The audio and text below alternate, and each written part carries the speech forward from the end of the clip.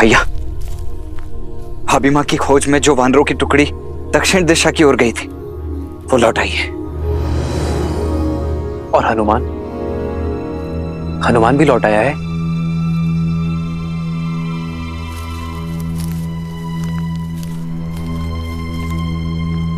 प्रणाम प्रभु।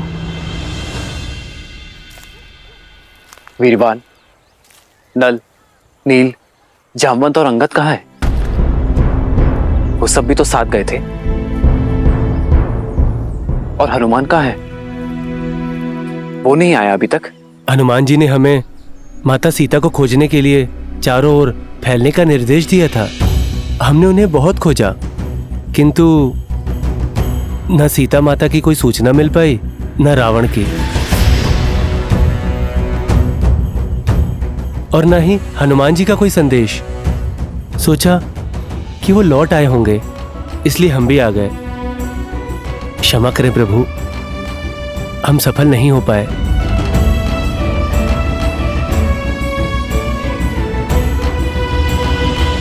असफल होना बुरा नहीं है, प्रयास ना करना बुरा है। आप सबने प्रयास किया, मुझे आप लोगों पर गर्व है।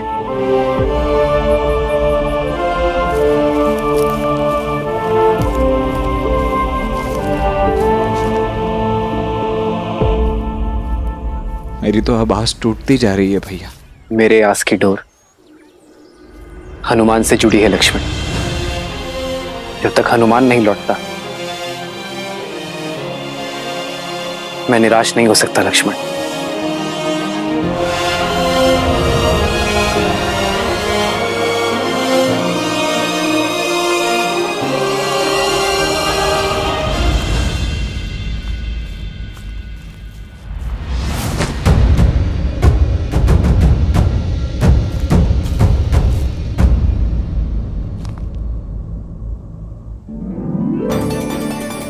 हनुमान जी, जल!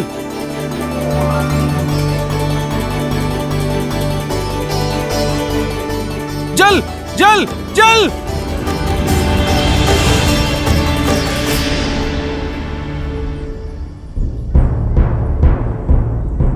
हनुमान जी, चला नहीं जा रहा, थक गए हम।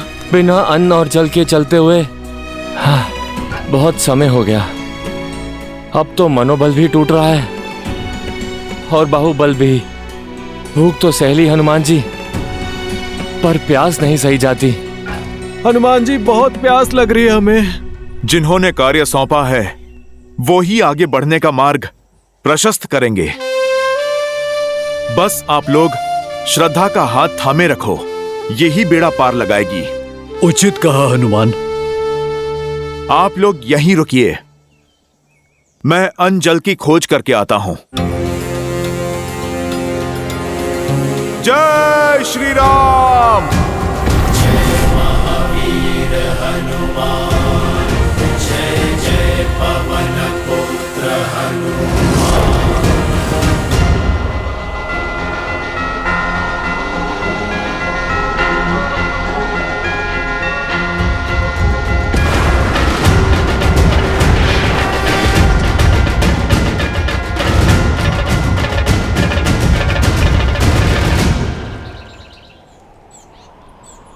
पक्षी भीतर जा रहे हैं, अर्थात गुफा में जल अवश्य होगा। जय श्री राम।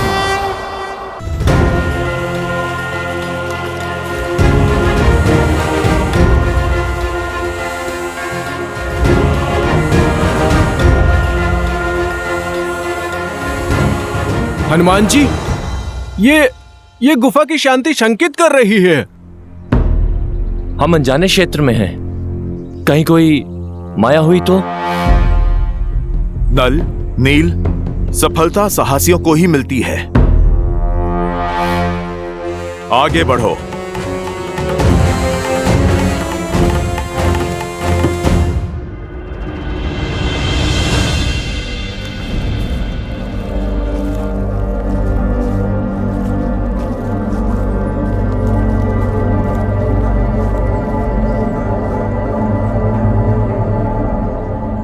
मैंने पक्षियों को भीतर आते देखा था। पक्षी वहीं बसेरा करते हैं जहां अन्न और जल हो।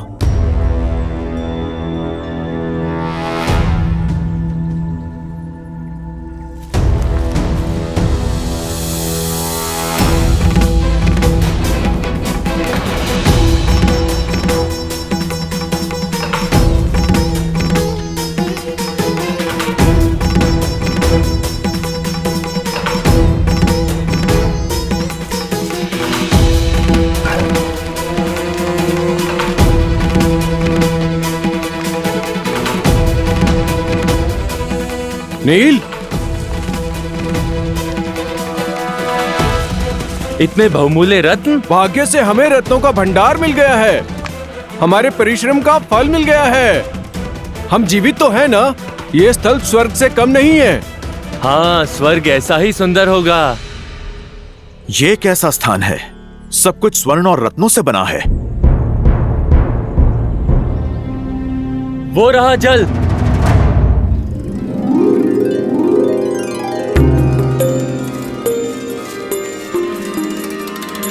ये अवश्य किष्किंधा गुफा ही है।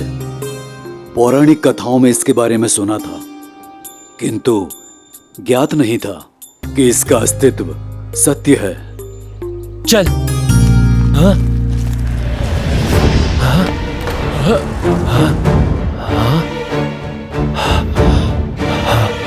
ये अंधकार कैसे हो गया? कहीं हम फंस तो नहीं गए? भागो! शांत हो जाओ। ये अवश्य ही कोई माया है। बाहर जाने का मार्ग ढूंढते हैं। सब एकत्रित हो जाओ ताकि कोई खो ना जाए।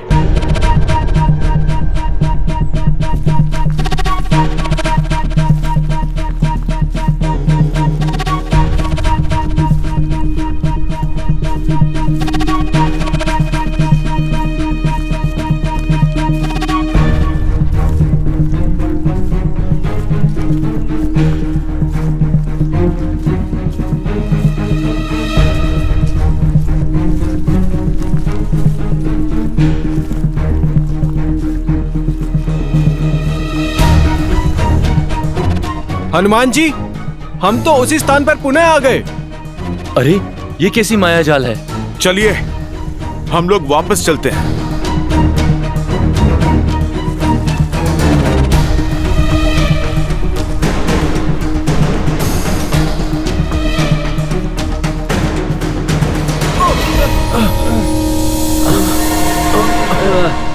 हनुमान जी, कैसी रोशनी है ये?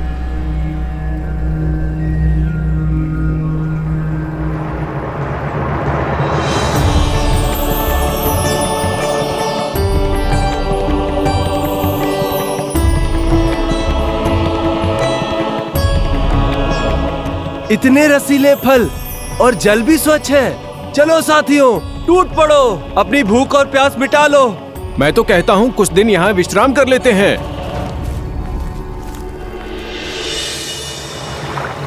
सावधान, इस गुफा का नियम है, यदि किसी ने यहाँ से कुछ खाया या जल पिया तो वो यहाँ से बाहर नहीं जा पाएगा। जल मत ग्रहण करो। आप लोग घबराओ नहीं।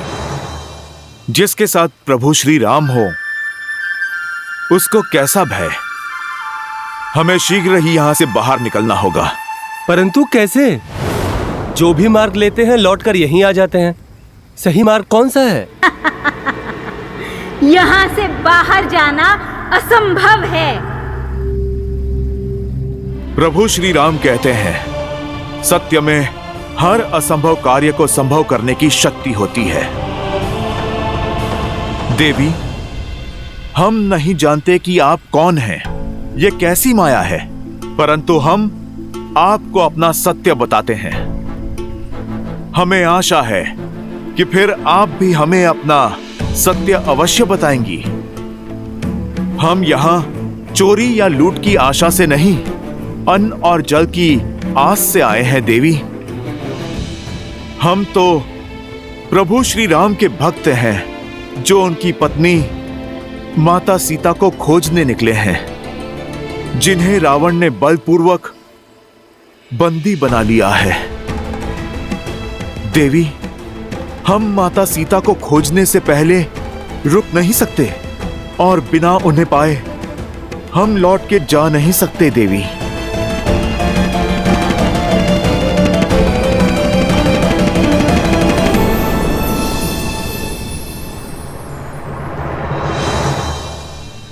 फिर तो अच्छा यही होगा कि यहीं रुक जाओ, क्योंकि जहां रावण सीता को लेकर गया है वहां कभी नहीं पहुंच पाओगे।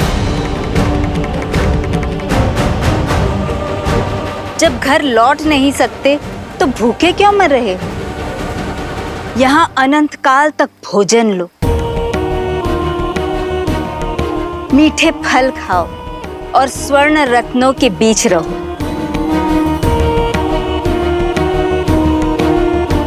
सारी सुविधाएं हैं यहाँ। क्यों किसी और के लिए अपने प्राण और जीवन पर संकट लाते हो? सब प्यास से तड़प रहे हैं, जल पी लो।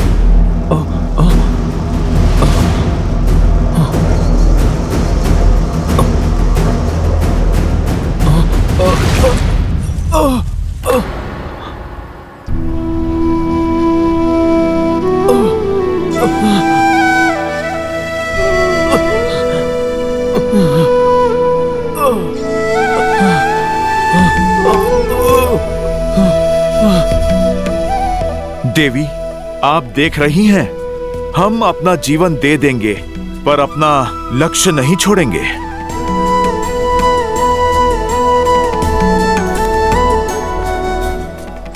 माता, यदि जीवन पाने के बदले अपना लक्ष्य त्यागना है तो वो हमें स्वीकार नहीं। हम प्रभु श्री राम के काज में भले भूखे प्यासे मर जाए, पर हम वहां नहीं रुकेंगे जहां लक्ष्य में बाधा हो। एक वानर में इतना निश्चय? प्रभु श्री राम का नाम लेने वाले कौन हैं आप? हम वानर ही नहीं, प्रभु श्री राम के सेवक हैं, उनके सैनिक हैं। मैं दशरथ नंदन प्रभु श्री राम का दास हूं और ये महाराज सुग्रीव की सेना है। अद्भुत। जिसमें इतना निश्चय हो, उन्हें विजय पाने से कौन रोक सकता है? आइए, निसंकोच होकर अन्न और जल लीजिए।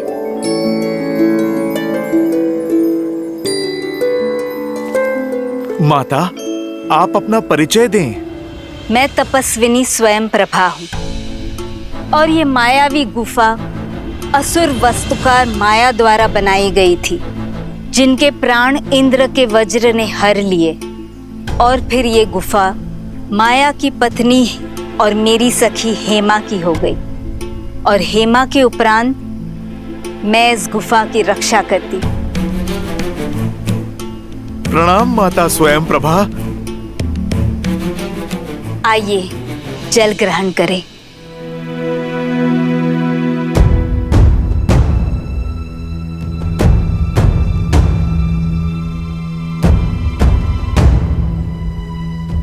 घबराइए मत, आप सब धर्म के पथ पर निकले हैं।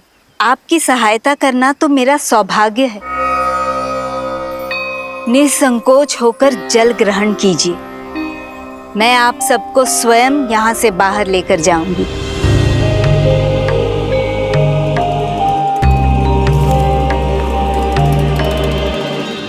देवी, फल भी?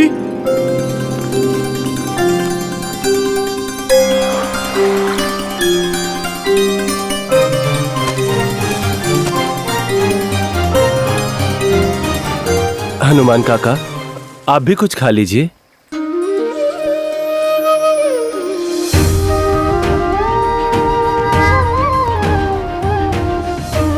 अंगद, माता सीता को खोजे बिना जल की एक बूंद भी मेरे गले से नहीं उतरेगी।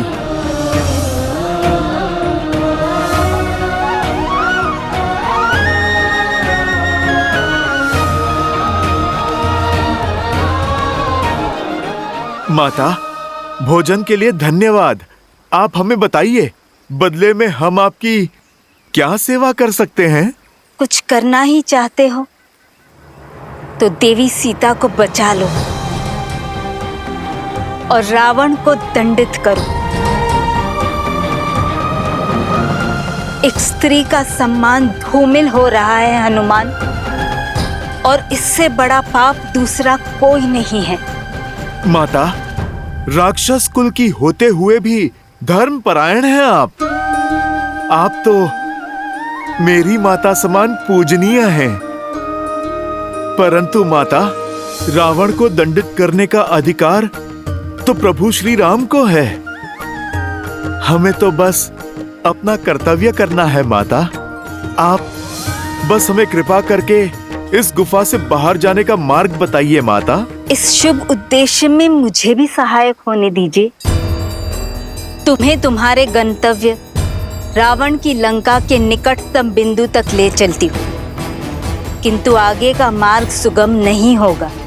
प्रभु श्री राम की भक्ति हमें वैसे ही मार्ग दिखाएगी जैसे आज दिखाया है। अति उत्तम। अब अपनी आंखें बंद करो और जब तक मैं न कहूं इन्हें खोलना मत, चाहे जो हो जाए।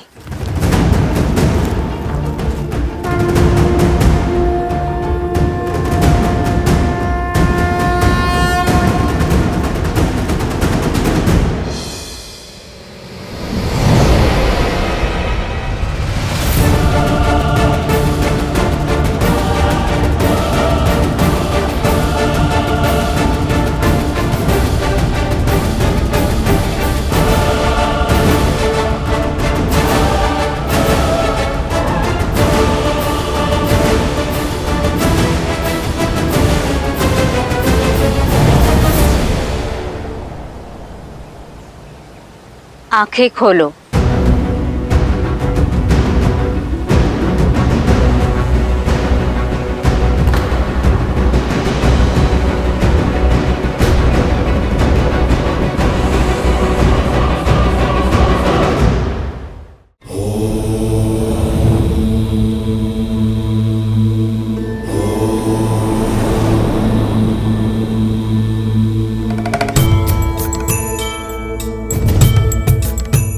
क्या हुआ देवी? आपके मुख पर चिंता के भाव? इस कथा में तपस्वी स्वयं प्रभा का क्या महत्व है और बहुमूल्य रत्नों से सजी उस मायावी गुफा का क्या औचित्य है? औचित्य है देवी, कर्तव्य के पथ पर संकट के साथ साथ लोभ भी आता है। प्राणी को जिसकी सबसे अधिक चाह, सबसे अधिक आवश्यकता होती है, वो उसके समक्ष प्रकट होता है और तब वो अपने मार्ग से भटक जाता है, अनुचित निर्णय लेने लगता है, क्योंकि मन में आया लोभ विवेक के उजाले को अंधकार में परिवर्तित करने की क्षमता रखता है। किंतु समय रहते जो इस लोभ को त्याग दे, वो सदा सर्वदा के लिए तर जाता है। हनुमान और अन्य वानरों ने यही किया, इसीलिए तो श्री राम ने उन्हें अपना सहायक बनाया, क्योंकि वानरों की भक्ति और उनकी मित्रता का गुण तो देवताओं में भी नहीं है। वानर अपने पथ से कभी भटकते नहीं हैं।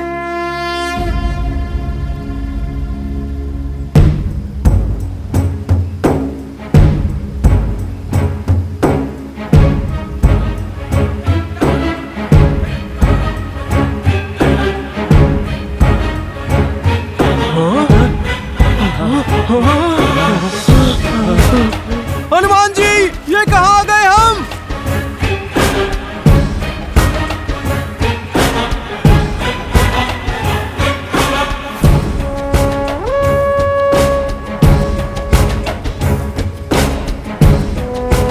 माता, यहाँ दूर दूर तक तो केवल जल ही जल है। माता सीता कहाँ है? रावण का राज्य कहाँ है माता? रावण का राज्य, उसका नगर लंका इस महासमुद्र के पार है हनुमान।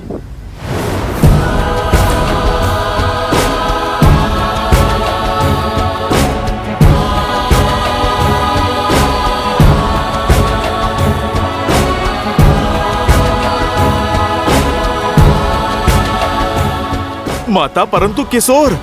इसके आगे का मार्ग मैं क्या, कोई नहीं जानता।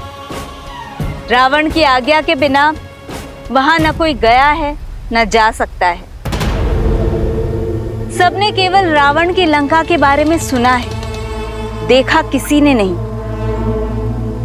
सत्य है या मिथ्या, संसार तो ये भी नहीं जानता। बस इस सीमा से परे मैं और मेरी माया भी नहीं जा सकते। इससे आगे का मार्ग आपको स्वयं ढूंढना होगा। मुझे आज्ञा दीजिए हनुमान। श्री राम आपके सहायक हो। सहायता के लिए धन्यवाद माता।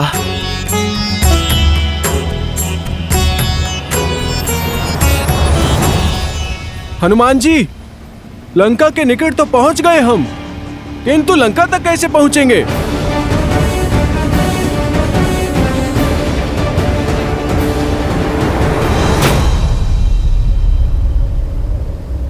इस महासागर को पार कैसे करेंगे? श्री राम को दिया हुआ वचन कैसे निभाएंगे? विश्वास रखो, प्रभु श्री राम की भक्ति हमें यहाँ तक ले आई है। अब आगे का मार्गदर्शन भी वही करेगी।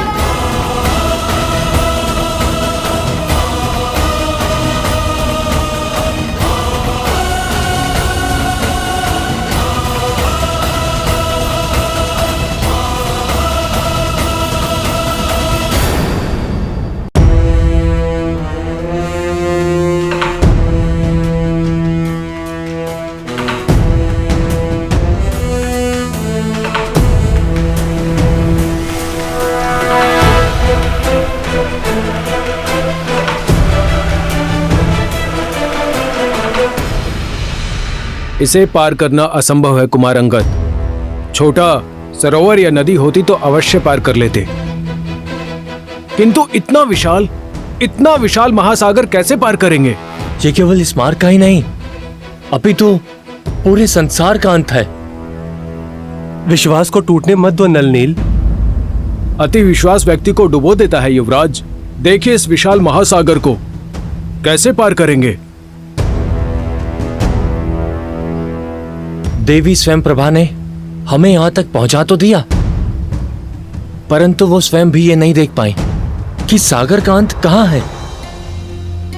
पता नहीं इसके आगे लंका है भी या नहीं।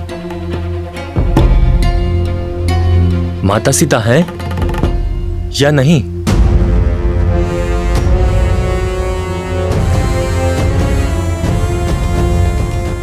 हम केवल वानर ही नहीं, प्रभु श्री राम के सैनिक भी हैं।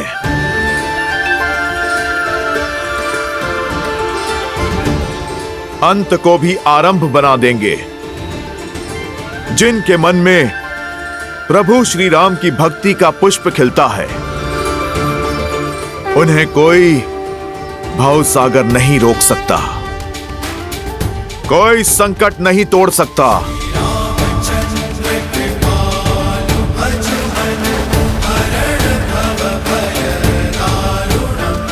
हमें प्रभु श्री राम द्वारा दिया हुआ कार्य पूर्ण करना है।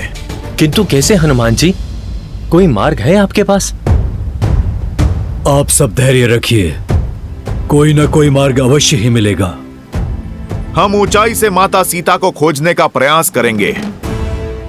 हम देखेंगे कि इस महासागर का अंत है भी या नहीं। वो कैसे हनुमान जी?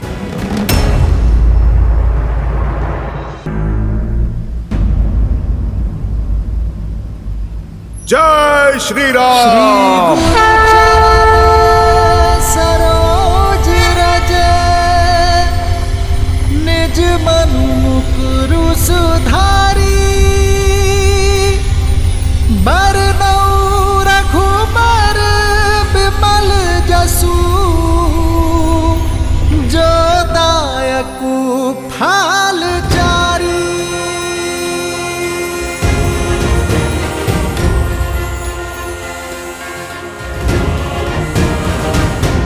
कुछ दिखाई दिया हनुमान जी? क्या लंका है उस ओर? नहीं। तो अपना आकार और बढ़ाइए ना। जय श्री राम।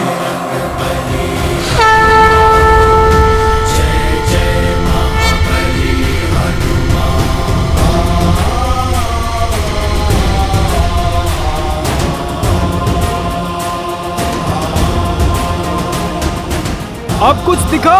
कुछ नहीं दिखा। तो और बढ़ाइए अपना आकार। जय श्री राम। नल नील, बस इससे अधिक और नहीं बढ़ा सकता मैं। तो क्यों ना हम आपके हाथों पे चढ़ जाएं? आप हाथ ऊपर करेंगे तो कदाचित लंका दिख जाएगी। जय हनुमान ज्ञान गुण सागर जय कपीस तिहु लोक उजागर राम दूत अतुलित बल धामा अंजनी पुत्र पवन सुत नामा। राम दुआरे तुम रखवारे होत न आज्ञा बिनु पैसारे। आपन तेज संभालो आपै दीन लोक हाकते कापै।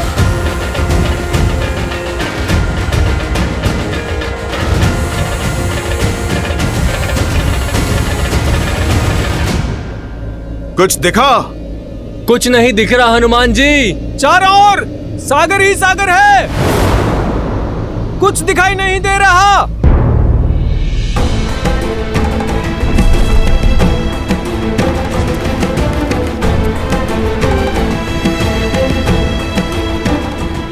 जय श्री राम।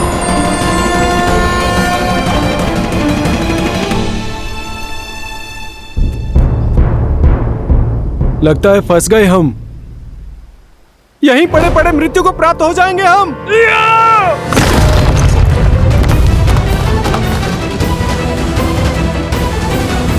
मैंने वचन दिया था प्रभु श्री राम को कि माता सीता को खोजे बिना उन्हें अपना मुख नहीं दिखाऊंगा। अब यदि मृत्यु ही उपाय है तो वही सही। हम सभी अनशन करके यहीं अपने प्राण त्याग देंगे।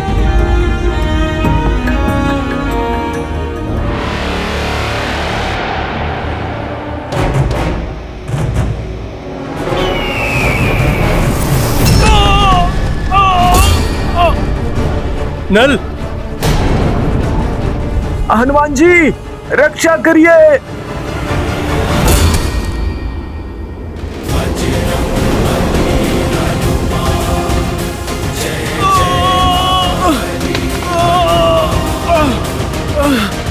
जय श्री राम।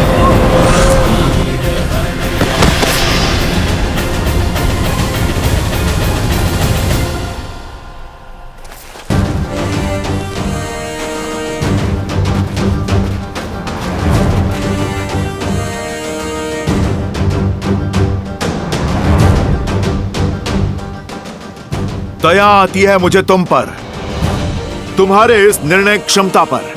अरे तुम पे तो प्रहार करना भी हमारी वीरता पे कलंक है। दुष्ट गिद्ध हूं मैं और असहाय, मरे हुए जीवों को खाता हूं। तुम तो स्वयं प्राण त्यागने को सज्ज हो, तो क्यों ना मेरे भोजन बनो। जाते जाते उपकार होगा। कितनी लज्जा की बात है, गरुड़ की महान वंशावली को तुम कलंकित कर रहे हो। एक पक्षीराज जटायु थे जो हमारे प्रभु श्री राम की अर्धांगिनी माता सीता की रक्षा हेतु अंतिम सांस तक लड़े। धर्म की रक्षा करते करते उन्होंने प्रभु श्री राम की गोद में अपने प्राण त्याग दिए। और एक तुम हो अधर्मी नरभक्षी! क्या जटायु?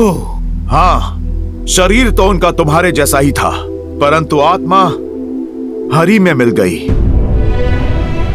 उन्होंने अपने प्राण दे दिए धर्म के लिए, और एक तुम हो कि जटायु मर गया? ऐसा नहीं हो सकता। कह दो ये झूठ है, कह दो जटायु अभी जीवित है। आप हमें क्षमा करें, पर यह सत्य है। माता सीता को बचाने के लिए जटायु ने मृत्यु के लिए सच हो जाओ। जटायु! अपने प्राणों की आहुति दे दी।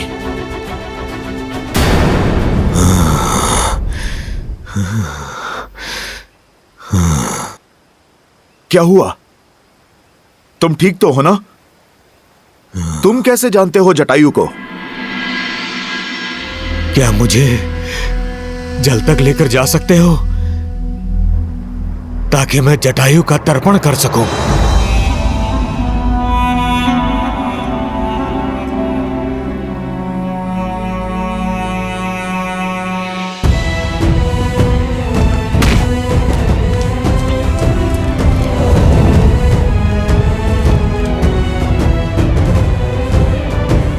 भैया, उत्तर दिशा की ओर गया हुआ दल भी लौट आया है और उन्हें भी भाभी माँ की कोई सूचना नहीं मिली है, परंतु वर्षल महाबल अपने साथ भरत का समाचार अवश्य लाए। जय श्री राम। कहो वर्षल महाबल, क्या समाचार लाए हो? आपके निर्देश अनुसार हमने कुमार भरत से दूरी बनाए रखी थी। उन्हें हमारे और माता सीता के बारे में कुछ पता लगने ही नहीं दिया। अयोध्या में सुखी है ना मेरा भाई? कुमार भरत अयोध्या में नहीं है।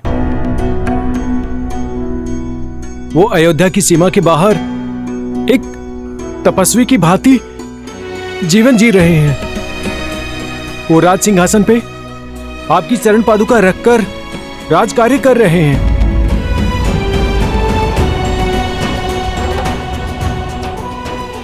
वो आप ही की तरह वनवासी जीवन जी रहे हैं। ऐसा ही है मेरा भरत। समर्पण का पर्याय है प्रेम की मूर्त। बड़ी अधीरता से वो आपके लौटने के दिन गिन रहे हैं प्रभु। आपके आदेश का पालन कर रहा हूं भैया, किंतु स्मरण रहे केवल 14 वर्ष। यदि एक क्षण भी अयोध्या लौटने में आपने विलंब किया तो अपने प्रिय भरत के निर्जीव शरीर से भेंट करेंगे आप। यदि मैं सीता को खोजकर 14 वर्षों के भीतर अयोध्या नहीं पहुंचा तो मेरा भरत मृत्यु का आलिंगन करूंगा।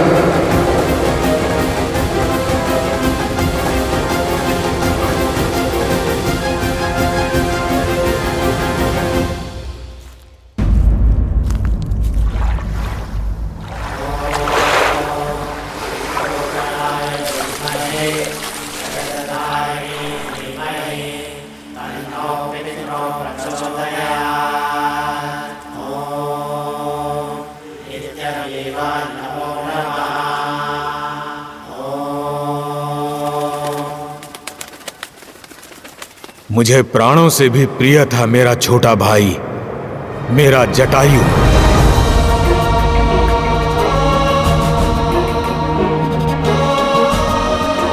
हमारा प्रेम निस्वार्थ था। एक साथ आकाश की ऊंचाइयों पर भ्रमण किया करते थे हम। अनजानी ऊंचाइयों तक जाने और अगम्य स्थानों की खोज करने का बहुत चाव था हमें। सूरज तक पहुंचने की स्पर्धा में जटायु आगे निकल चुका था और सूरज के तेज से जटायु के पंख जलने लगे। अपने भाई को बचाने के लिए मैंने अपनी सारी ऊर्जा लगा दी। उसके पास गया, अपने पंखों से उसे छाया दी। इसी कारण मेरे पंख जल गए और मैं नीचे गिर गया। हम दोनों भाई बिछड़ गए। मेरे भाई जटायु ने मुझे खोजने का प्रयास किया होगा, किंतु भाग्य का खेल देखिए, मैं यहाँ इस महासागर में आ गिरा।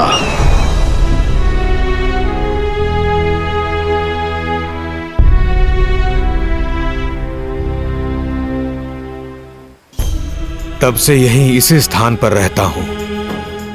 पंखों के जल जाने से आखेट नहीं कर सकता, इसलिए जो भोजन मिले उसी के सहारे जीता हूं। अपंग होकर पड़ा हूं, अपने भाई के प्राण बचाने के संतोष के साथ रहता हूं, ये सोचते हुए कि मेरे जीवन का उद्देश्य क्या है। क्या इस तरह अकेले दुर्गति की मृत्यु पाऊंगा मैं?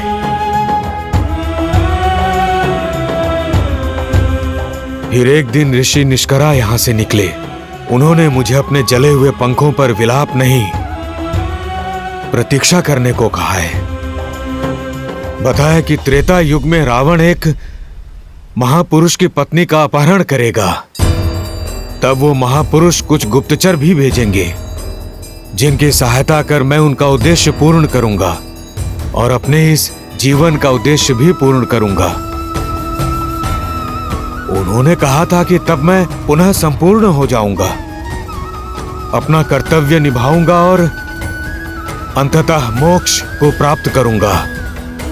हनुमान, मुझे विश्वास है कि तभी श्री राम जी की बात की थी ऋषि निष्करा ने, और उनके गुप्तचर यानी कि आप सब।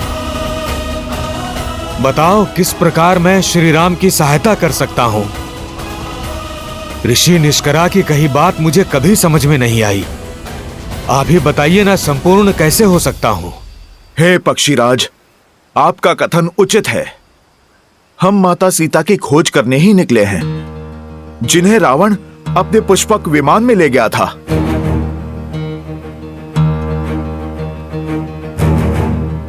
रावण? हाँ, मैंने देखा है उसे पुष्पक विमान में दक्षिण की तरफ जाते हुए।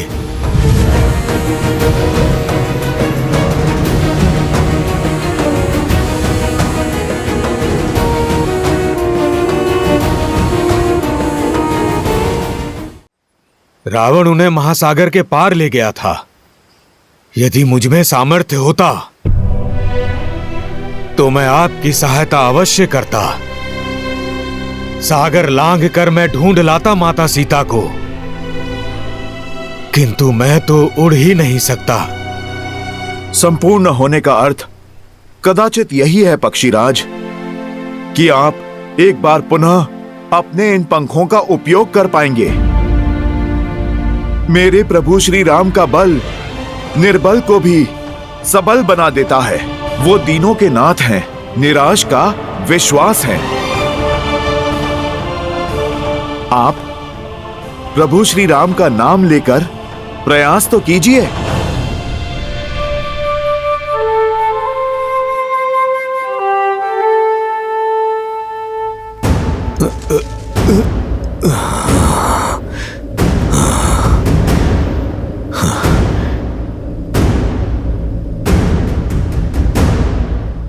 जय श्री राम, जय श्री राम, जय श्री राम, जय श्री राम।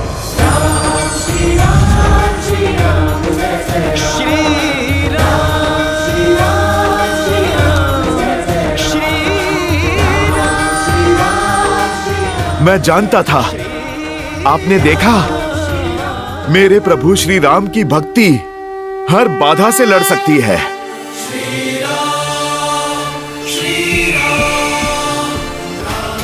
जय श्री राम, जय श्री राम। पक्षीराज, आपकी दृष्टि बहुत तीव्र है। अपनी तीव्र दृष्टि से महासागर के पार माता सीता को खोजिए। बलकर वस्त्रों में सत्य और सतीत्व के तेज से युक्त दिखेंगी आपको।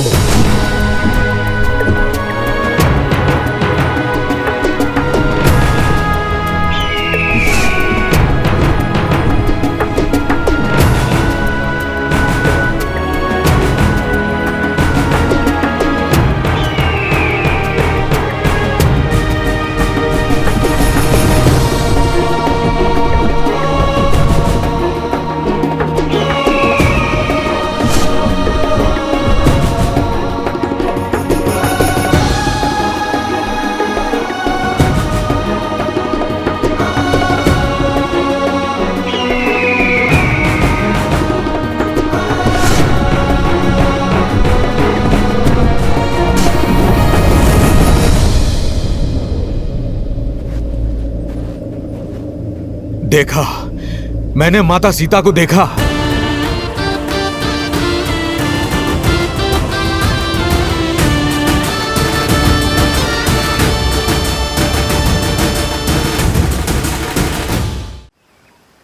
मैंने उन्हें एक वृक्ष के नीचे तपस्विनी के भेष में देखा।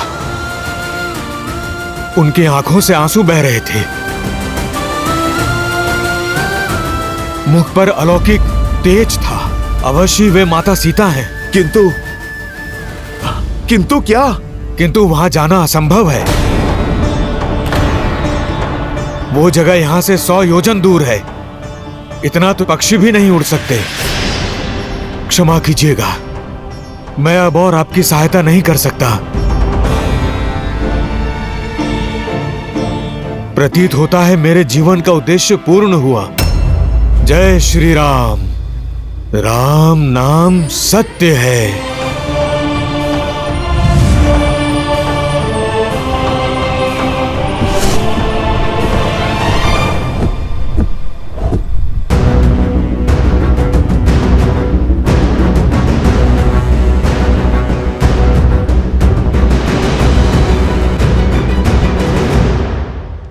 संपाति ने मार्ग तो बता दिया, किंतु स्वयं प्रभा की भ्रांति, एक असंभव दृश्य सामने रख दिया है।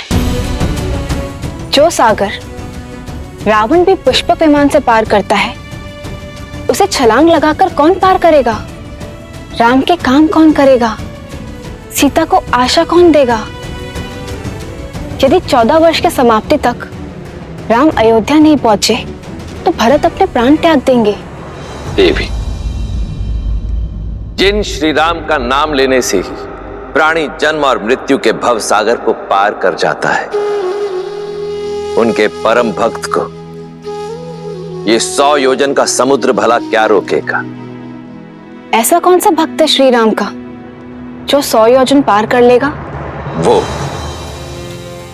जिसका जन्म ही हुआ है श्री राम के काज सवारने के लिए, वो जो संकट मोचक है, वो जो असंभव को संभव में परिवर्तित करते, मेरा ही अंशावतार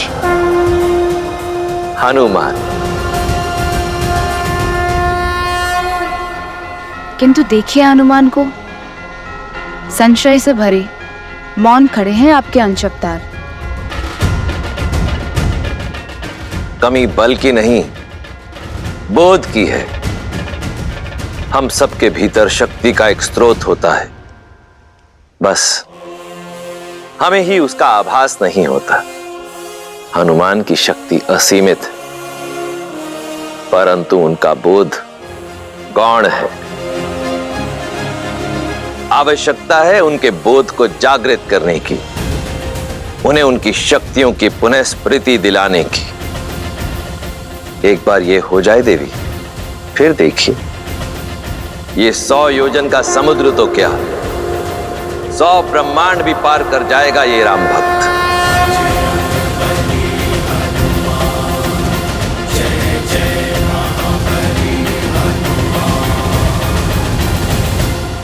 मुझे अब भी लगता है कि हमें लौट जाना चाहिए। और जो भी सूचना हमारे पास है वो श्री राम को जाके देते हैं। यहाँ पर रह के समय व्यर्थ करना अनुचित है। इस सागर को पार करना असंभव है। श्री राम का कार्य बीच मझधार में छोड़ने से अच्छा है कि हम अपनी मृत्यु को आलिंगन कर लें, क्योंकि नर के रूप में साक्षात नारायण है वो। आप उचित कह रहे हैं तांत्रिक जामवंत। अब नारायण का कोई चमत्कार ही हमें मार्ग दिखा सकता है, क्योंकि हमारी आस, हमारे हनुमान जी की भी आस छूट चुकी है। हमारे पास कोई मार्ग नहीं है। ईश्वर भी उन्हीं की सहायता करते हैं जो स्वयं अपनी सहायता करते हैं। कई युगों से मैं इस धरा पर हूं, जानता हूं कि जिस कार्य में श्री राम का नाम हो वो कार्य कभी अधूरा नहीं रह सकता। कोई ऐसी समस्या नहीं जिसका कोई हल ना हो। हमें बस श्रद्धा के दीप में आस की लौ जगाए रखनी होगी।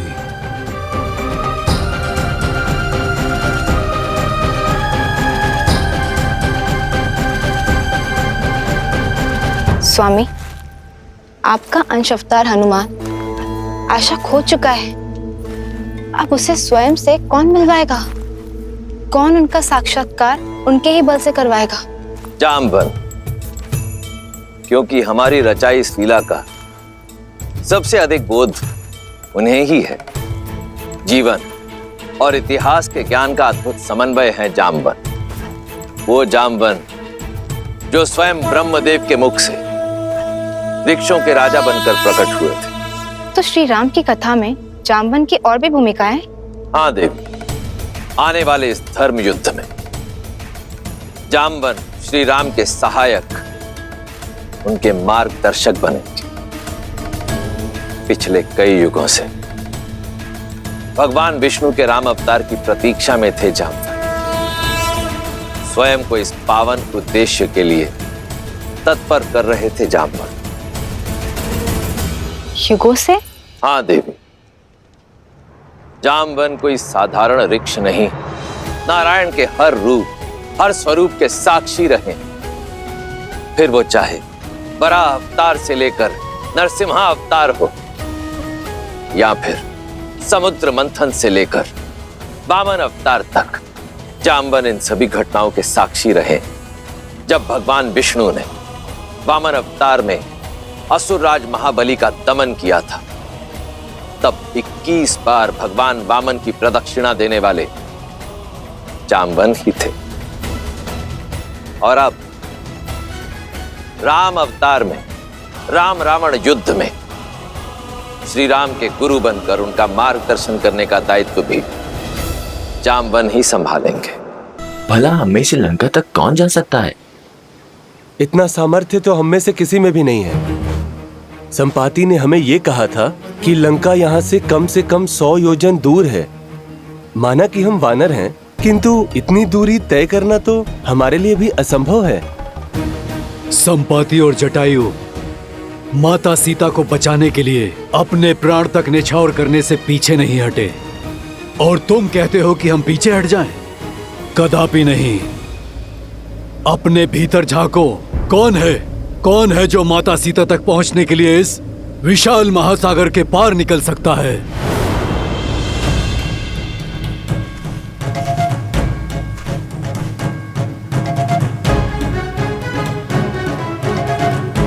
जामवंत जी, मैं 20 योजन तक छलांग मार सकता हूँ। मैं 40 योजन। युवा अवस्था में मैं इतनी दूरी पार कर सकता था, किंतु अब शरीर में उतना बल नहीं।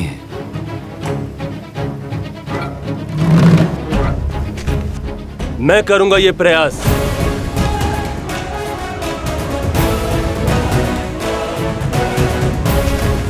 तुम्हारे सामर्थ्य पर संदेह नहीं है अंगद। मुझे ज्ञान है कि तुम वहां तक पहुंच तो जाओगे, परंतु वहां से लौटने की शक्ति शेष नहीं बचेगी। और फिर तुम युवराज हो, तुम्हारी रक्षा हमारे लिए आवश्यक है, और तुम्हारा यहां सेना के साथ रहना भी आवश्यक है।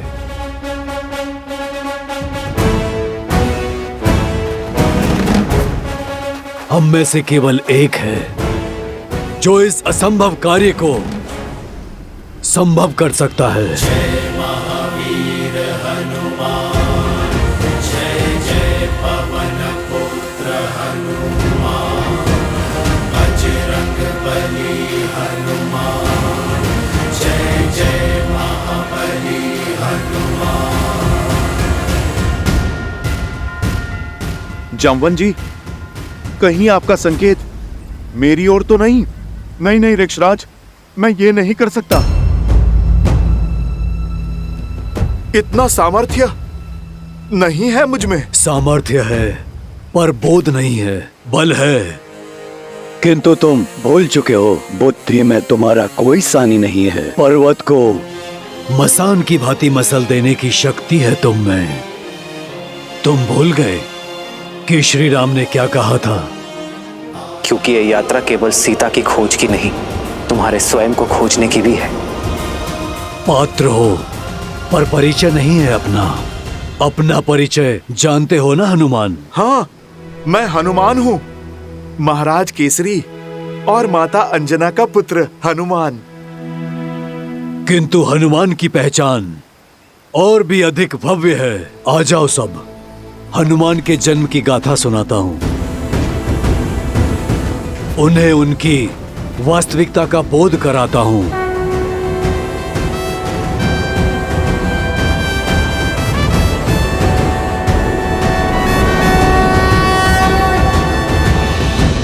ईश्वर ने सब कुछ दे दिया, बस एक संतान नहीं दी। कोई नहीं जो हमें श्रद्धांजलि दे सके हमारे जाने के बाद। आपकी पीड़ा मुझे भी बहुत कष्ट देती है वानरराज। भीतर ही इस वेदना से जलती हूँ। वानरराज केसरी को एक वंशज तक ना दे पाई। लेकिन ऐसा कोई नहीं है जो मेरा आंचल पकड़ के मुझसे हट करे, जिसे मैं लोरिया सुनाकर सुलाऊं। मुझे लगता है अब केवल महादेव ही हमारा कष्ट हर सकते हैं।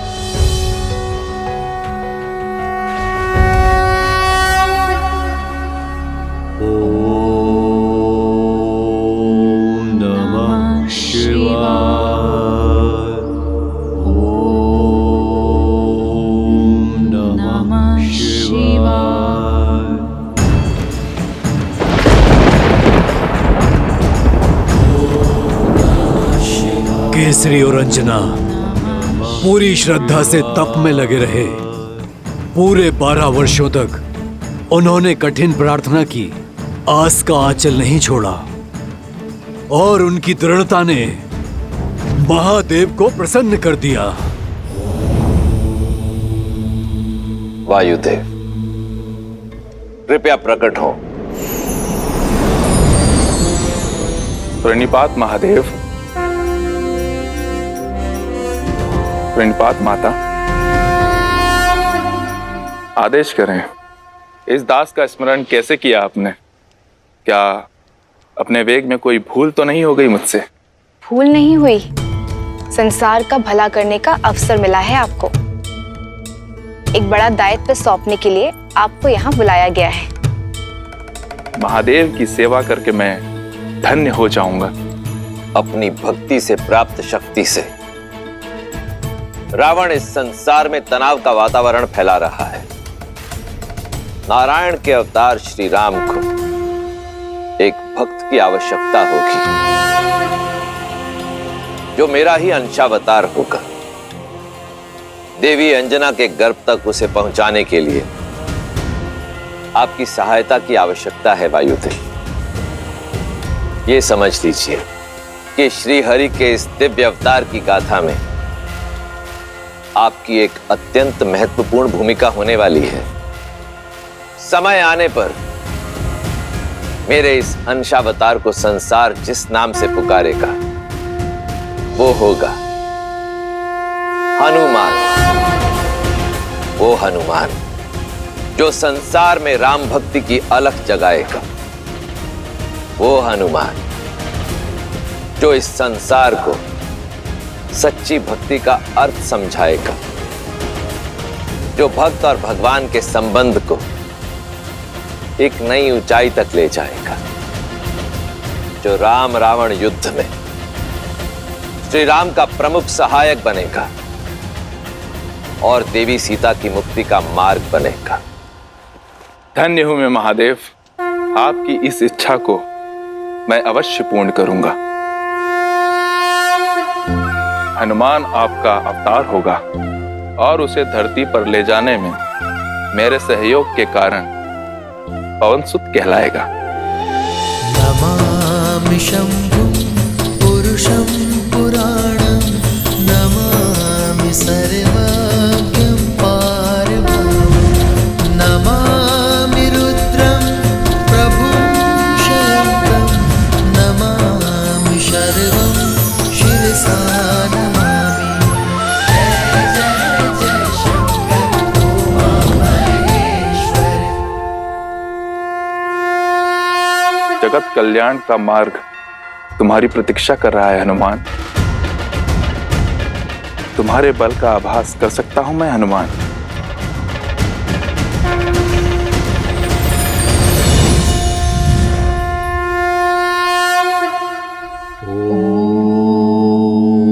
नमः शिवाय।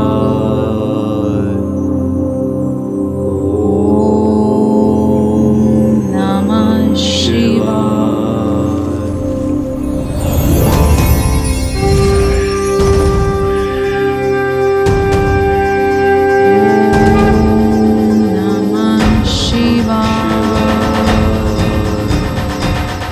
रख सकता तो सदा सर्वदा तुम्हें अपने साथ ही रख लेता, किंतु महादेव का आदेश अडिग है, पास नहीं रहेगा, किंतु तुम्हारा पिता सदा तुम्हारे साथ रहेगा। शंकर सुवन केसरी नंदन, तुम्हारा पिता कहलाने का गर्व मेरे जीवन का सबसे बड़ा धन होगा। पवनसुत,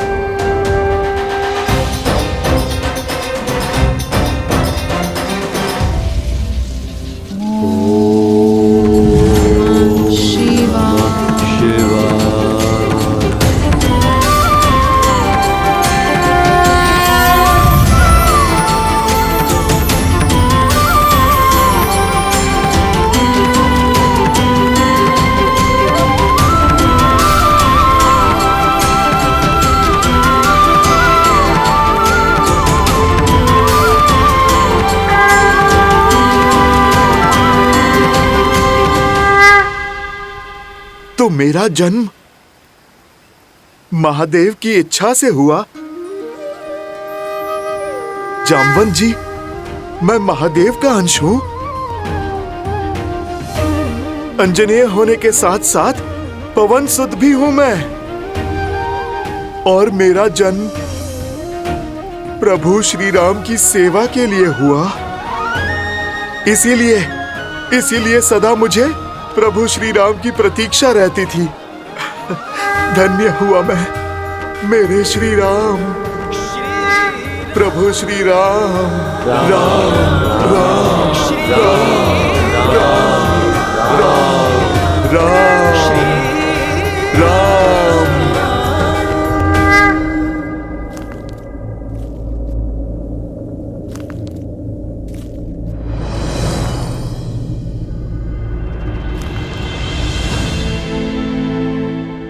चिंता ना करें मित्र, हनुमान जो दायित्व लेते हैं उसे वो अवश्य पूर्ण करते। बस वही एक आशा शेष है मित्र, यही ना टूटे। मित्र, मैं आपको कुछ दिखाना चाहता हूं, वो जो हनुमान ने हमारे ऋषिमुख निवास के समय बनाया था। आई।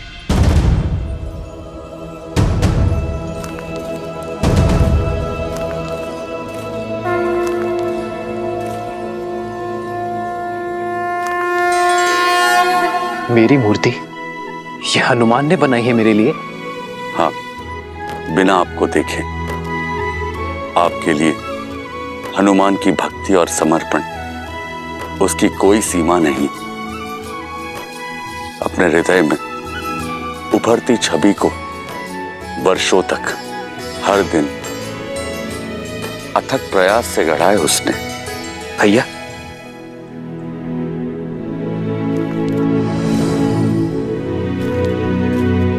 देखो लक्ष्मण, हनुमान ने मेरे लिए ये प्रतिमा बनाई है।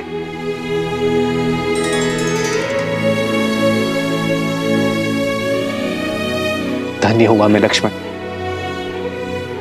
कि मेरा सहयोगी इतना स्नेह करता है मुझसे, जिसका मुझ में इतना विश्वास हो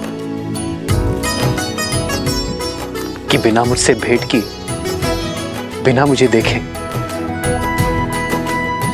समर्पण से इतनी बड़ी प्रतिमा बना डाली। वो मुझे कभी निराश नहीं करेगा लक्ष्मण। उसके विश्वास ने मुझे नई आस दी है लक्ष्मण। हनुमान अवश्य सीता को खोज कर लाएगा।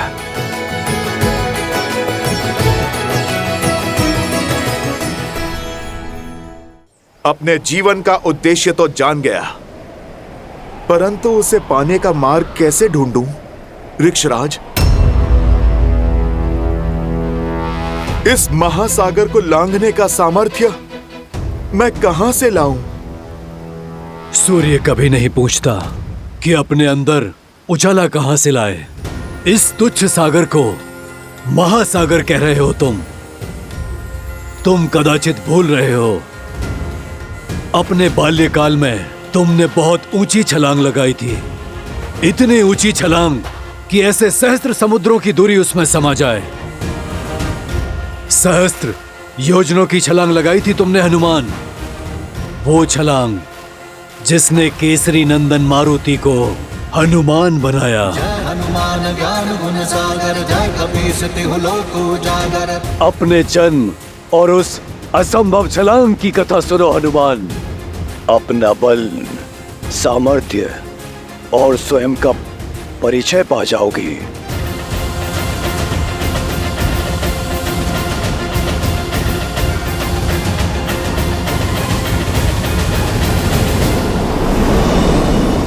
जन्मे मारुति प्यार,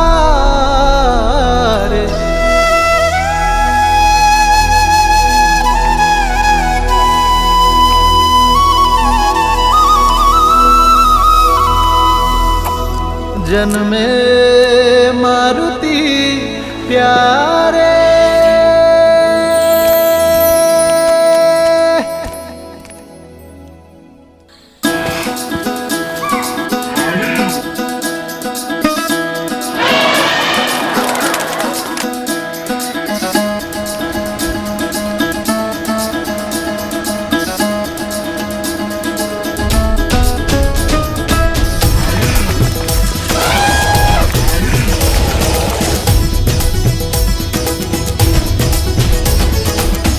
बाजत ढोल है मृदंग पखावज, झूमत मन मतवारे।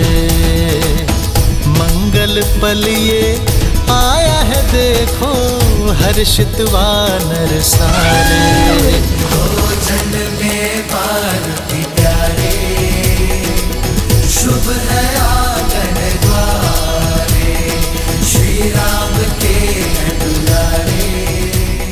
ये केवल न केसरी और अंजना का पुत्र है, वायुदेव की भेंट है हमें। मारुत का आशीष है, पवन पुत्र मारुति है, मारुति।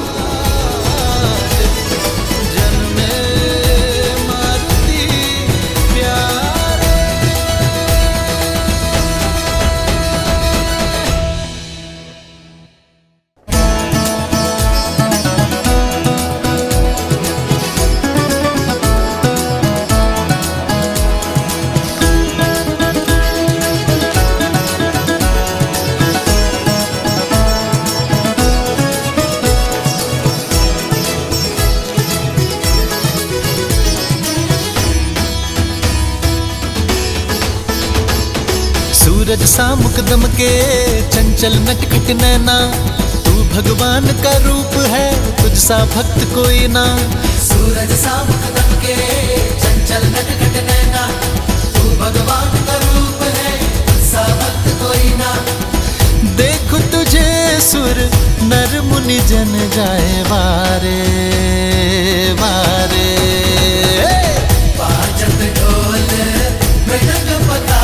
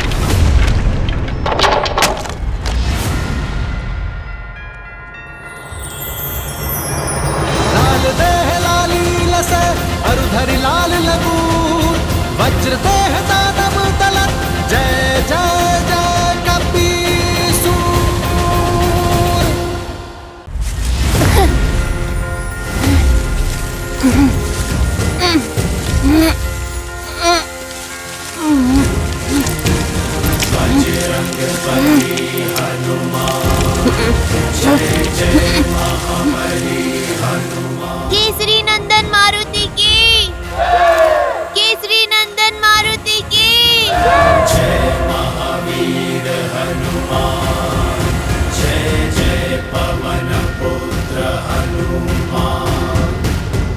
पवन सुत और महादेव के अंश हो, वायु की प्रचंड शक्ति और महादेव के अनन्य क्षमता के साथ जन्मे हो तुम, और इसलिए तुमने वो उड़ान भरी जो कोई नहीं भर पाया। जब तुम बालक थे तब एक दिन तुम्हारी माता अंजना वन में पुष्प लेने गई और पीछे तुम निद्रा से उठे और बालक मारुति भूख से बिलखने लगा। माता, माता, भूख लगी है, भोजन दो ना।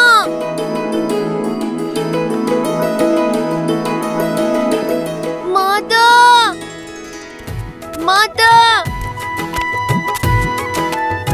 माता।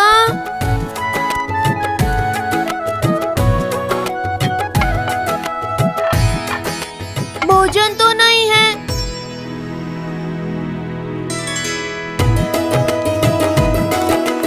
देखो मारुति आ गया, आ गया। अरे मारुति तुम आ गए। हमने कुछ रसीले आम देखे, किंतु वह इतने ऊपर हैं कि हम तोड़ नहीं सकते। क्या तुम तोड़ लाओगे? हम लोग साथ में खाएंगे। भूख तो मुझे भी लगी है, किंतु माँ कहती है स्वयं से पहले सदा दूसरों के बारे में सोचना चाहिए।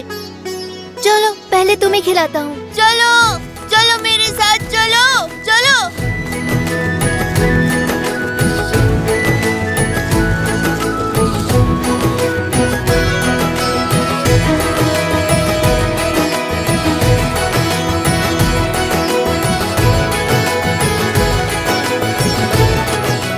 और ऊपर जाओ मारुति, और बड़े आम तोड़ो। मारुति मारुति मारुति मारुति मारुति मारुति मारुति मारुति मारुति मारुति मारुति मारुति मारुति मारुति।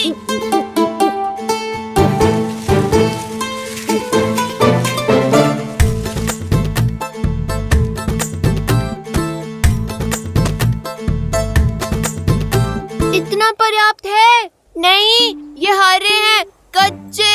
और ऊपर जाओ, लाल चमकीले आम तोड़ो। फल जितना बड़ा, जितना लाल, जितना चमकीला, उतना ही स्वादिष्ट और रसीला होता है।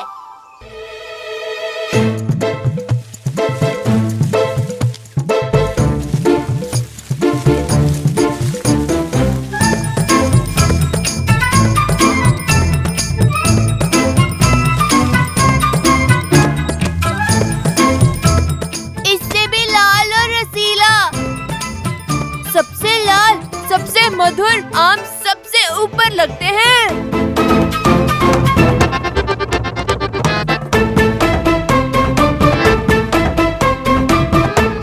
जितना बड़ा, जितना लाल, जितना चमकीला, उतना ही रसीला।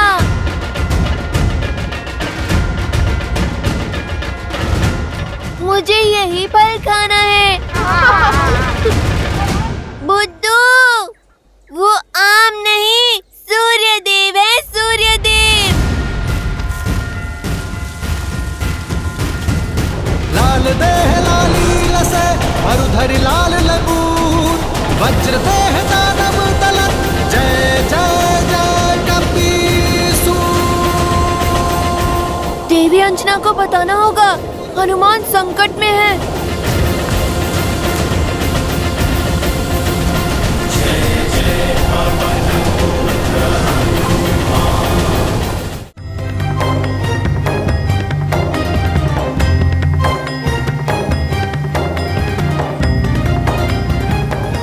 ऐसे क्या देख रहे हो आप लोग?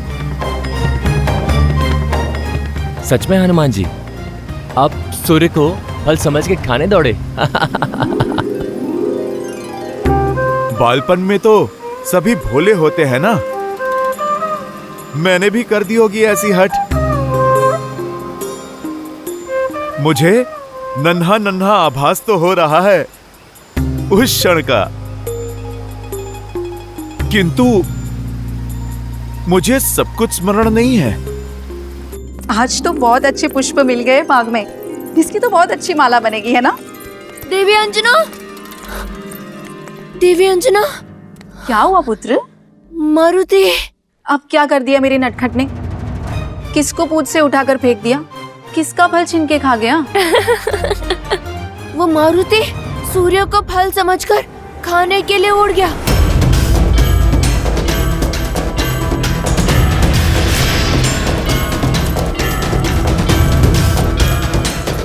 मारुति, पुत्र लौट आओ।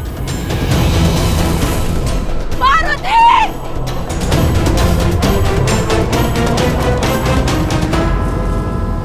उस दिन ग्रहण अमावस्या थी। यह बालक मारुति ने सूर्य की ओर उड़ान भरी और वहां सूर्य को ग्रहण लगाने के लिए दुष्ट राहु ने उसे रोकने का प्रयास किया।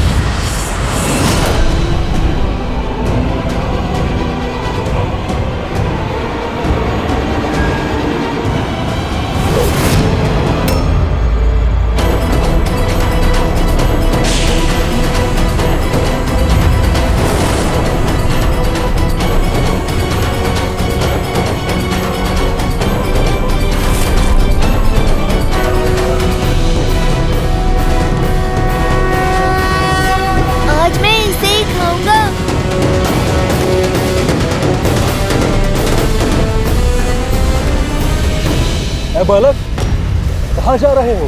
उस फल को खाने। नहीं, सूर्य को खाने का अधिकार केवल मेरा है।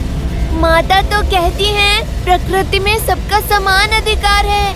ये जो भी है मारुति के वेग को स्पर्श तक नहीं कर सकता। ये रसीला फल मैं ही खाऊंगा।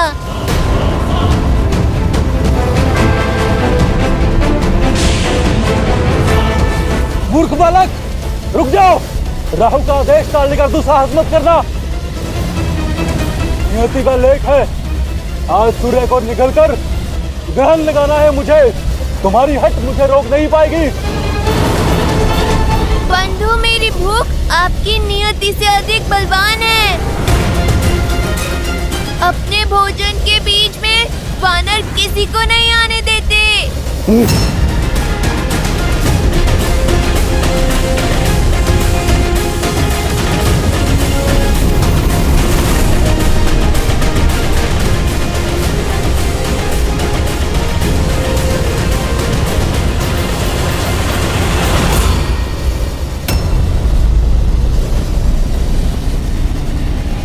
अच्छा, मेरी टांग खींचोगे?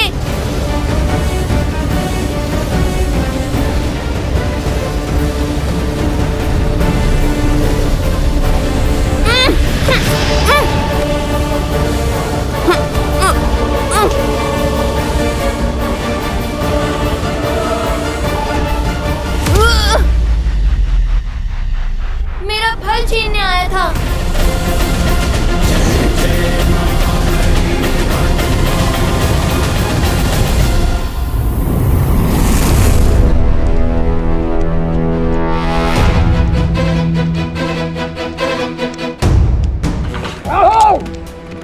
तुम्हारा इतना दुस्साहस तो मेरी अनुमति के बिना मेरी सभा में प्रवेश कर उसे भंग करने की उद्दंडता की तुमने।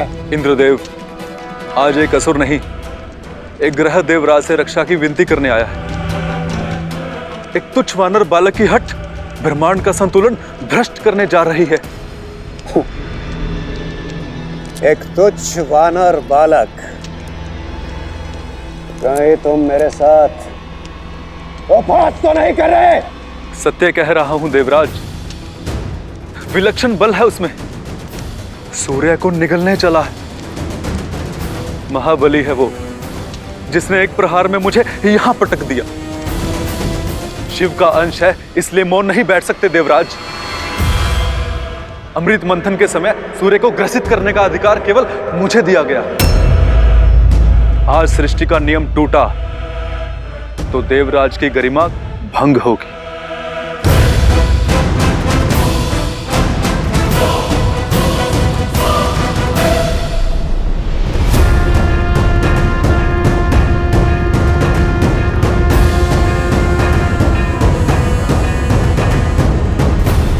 रुक जाओ बालक, तुम्हारी ये चेष्टा सांसारिक संतुलन बिगाड़ रही है। कोई भूखा बालक फल खाएगा तो आपकी सृष्टि का संतुलन भला कैसे बिगड़ेगा? उद्दंडी बालक, तुम्हारा इतना दुस्साहस कि तुम देवताओं के राजा के साथ तर्क वितर्क कर रहे हो।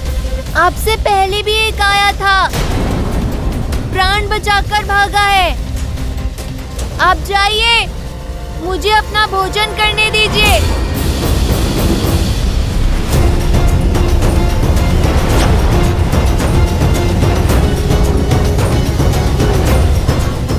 रुक जाओ मूर्ख, सूर्य के समीप जाते ही भस्म हो जाओगे तुम।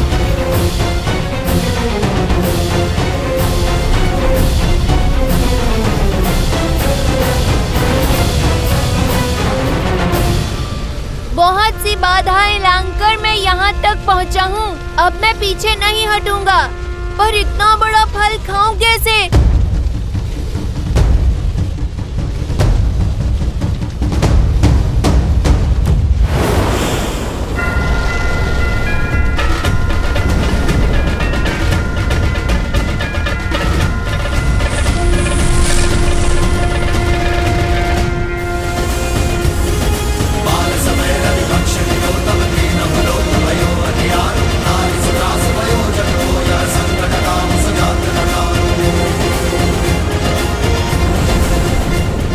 प्रतीत होता है ये ऐसे मानेगा नहीं।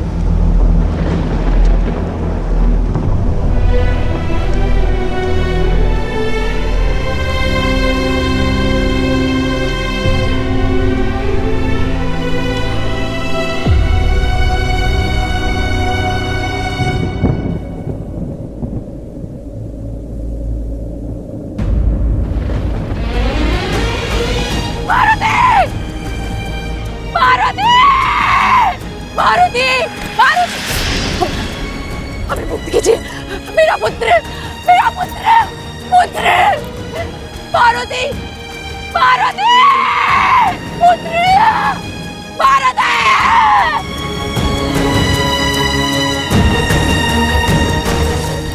पुत्र उठा, पुत्र, पुत्र उठो। मारुति आंखें खोलो पुत्र, निद्रा से जागो पुत्र।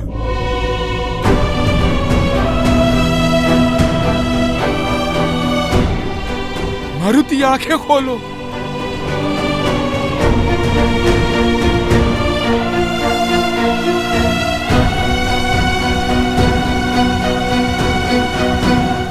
तो क्या मारुति की मृत्यु हो गई?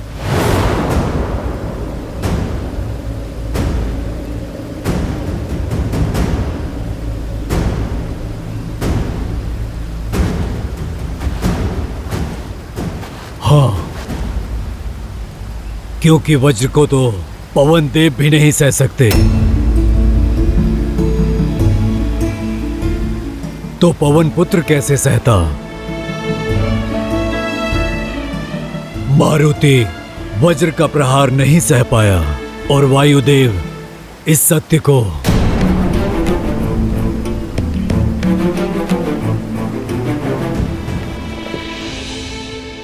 पुत्र आंखें खोलो पुत्र, पुत्र आंखें खोलो पुत्र। ये ठीक नहीं किया इंद्रदेव।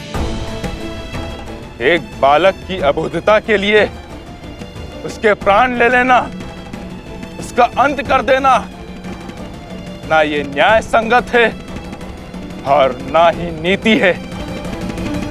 जिस संसार में एक अबोध बालक की बाल हट का दंड मृत्यु है, वो संसार पीड़ा पाने के ही योग्य है।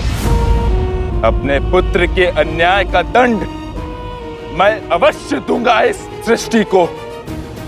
पीड़ा का बाण केवल तुम नहीं सहोगे पुत्र।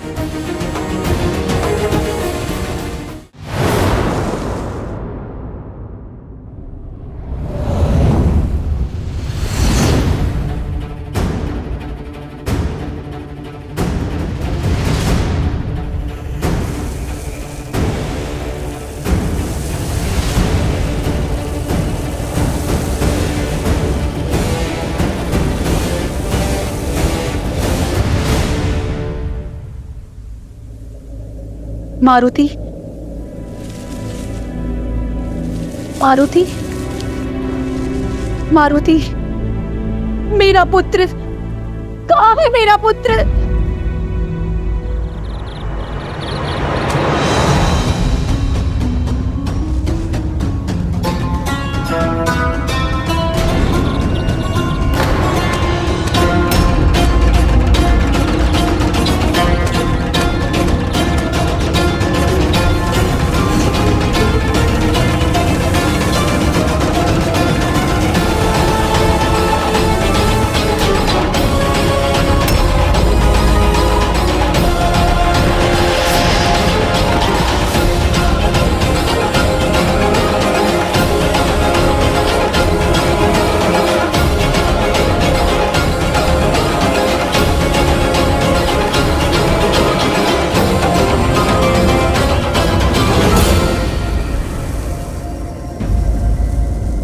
मेरी पीड़ा ने संसार के अनगिनत जीवों के प्राणों पर संकट ला दिया है, परंतु जब तक ये संकट समाप्त नहीं होता, मेरा मारुति पुनः श्वास नहीं लेता, तब तक मैं किसी को भी श्वास नहीं लेने दूंगा।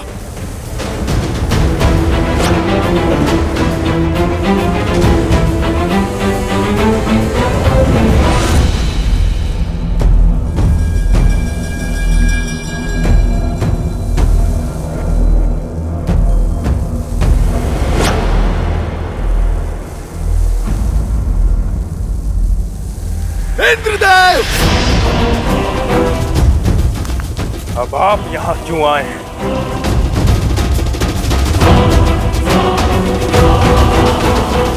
अपने क्रोध को नियंत्रित कीजिए वायुदेव, और ऐसा अनर्थ मत कीजिए।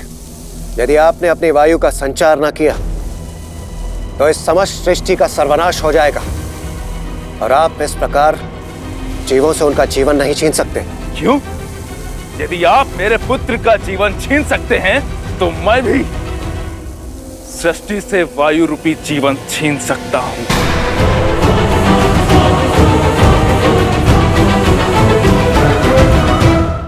वायुदेव, समझने का प्रयास कीजिए। उस समय मेरे सम्मुख मारुति को रोकने के अतिरिक्त कोई और विकल्प शेष नहीं था। विकल्प तो मेरे पास भी नहीं है।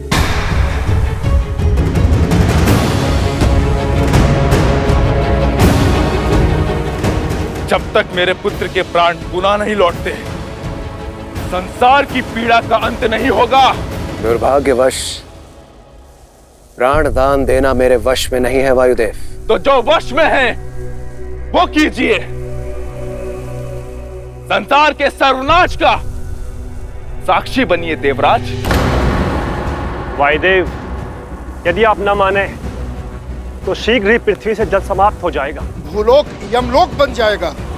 हमारा कर्म, हमारा उद्देश्य, हमारा अस्तित्व सब समाप्त हो जाएगा।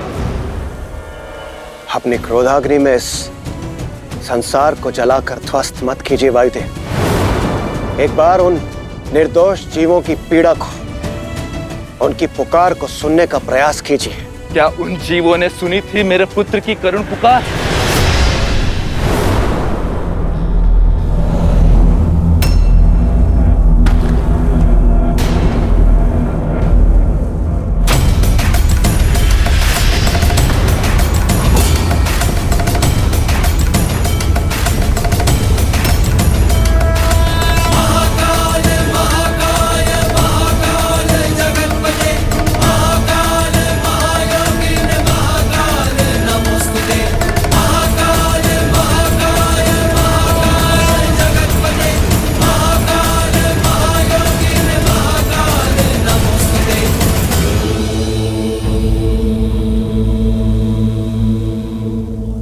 प्रणाम महादेव। प्रणाम महादेव।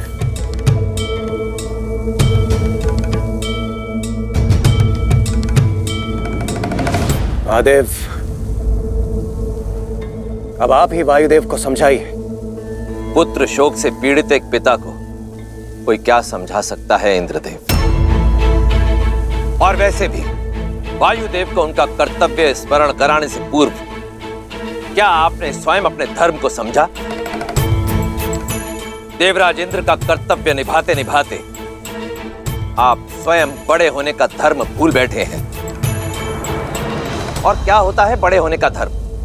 अपने से छोटों की रक्षा करना। परंतु आपने नन्हे मारुति पर प्रहार कर अधर्म किया है देवराज इंद्र। शंभू शंभू शंभू शंभू शंभू। नन्हे मारुति पर प्रहार कर अधर्म किया है देवराज इंद्र। यदि वो हठ कर रहा था तो उसकी उस हठ को प्रेम से तोड़ने का प्रयास करना चाहिए था आपको। वज्र के स्थान पर अपनी वाणी का उपयोग करना चाहिए था आपको।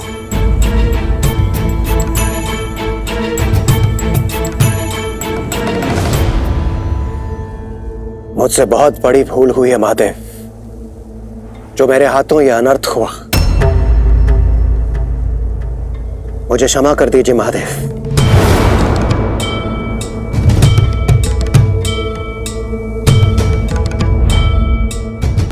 वायुदेव, मुझे आपकी पीड़ा का आभास भली भांति है, परंतु आप ही सोचिए, प्रतिशोध की अग्नि वो ज्वाला है जो स्वयं को तो जलाती ही है, परंतु साथ में समस्त संसार को भी जला डालती है। यह हमारी सोच को फूंकती है, इसके पश्चात हमारे धर्म को, और फिर बारी आती है हमारी करुणा और दया की। और वायुदेव, कोई भी देवता निर्दयी हो ऐसा शोभा नहीं देता। आपका संकेत समझ रहा हूं मैं महादेव, किंतु इस पीड़ा को समाप्त नहीं कर पा रहा हूं मैं।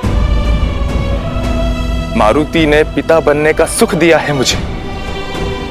जब पहली बार मारुति को आपसे पाया था, तब पिता बनने का अर्थ जाना, उस आभास से परिचय हुआ।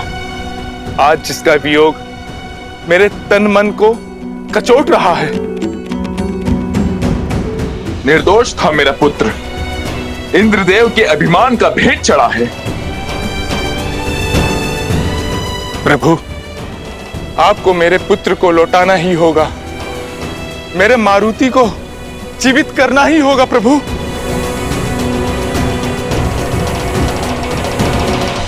ये श्वास की डोर है वायुदेव, जो एक बार टूट जाए तो पुनः जुड़ती नहीं है। परंतु मारुति का जन्म जीवन और मृत्यु के जाल से कहीं अधिक ऊंचा है। इसलिए इसे तो लौटना ही होगा।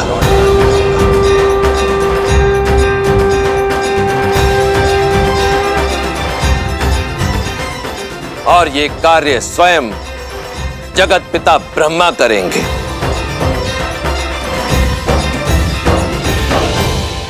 हे ब्रह्मदेव, मैं महादेव आपका आह्वान करता हूं, कृपया प्रकट हो।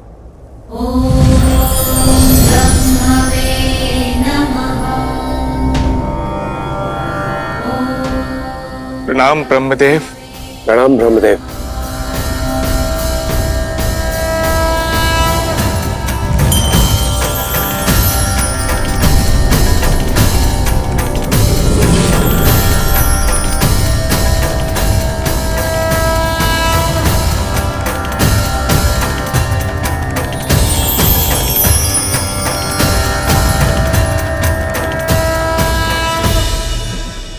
मारुति,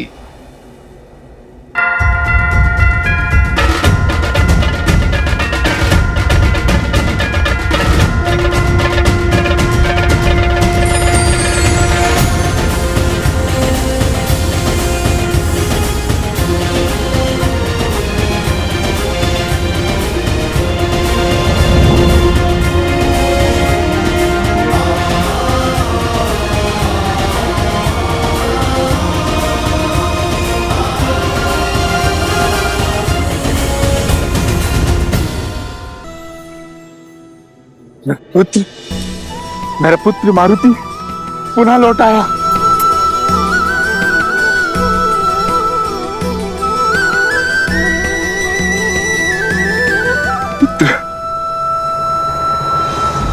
किंतु वज्र के प्रहार से ये इसका हनुभाग ठुड्डी तो टूट चुकी है।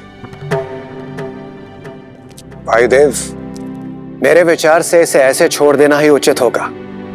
जैसे देख, ये समस्त संसार सदैव के लिए स्मरण रखेगा कि आपका पुत्र इंद्र के वज्र के प्रहार से भी सुरक्षित लौट आया। उस वज्र के प्रहार से जिसके नाम मात्र से समस्त संसार कपित हो उठता है। आज के पश्चात इसके इस बल के लिए समस्त संसार इसे बजरंग बली कहकर पुकारेगा।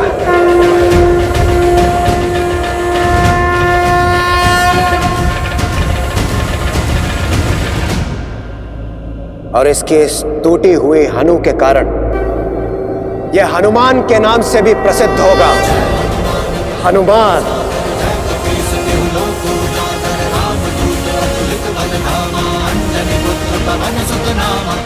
हनुमान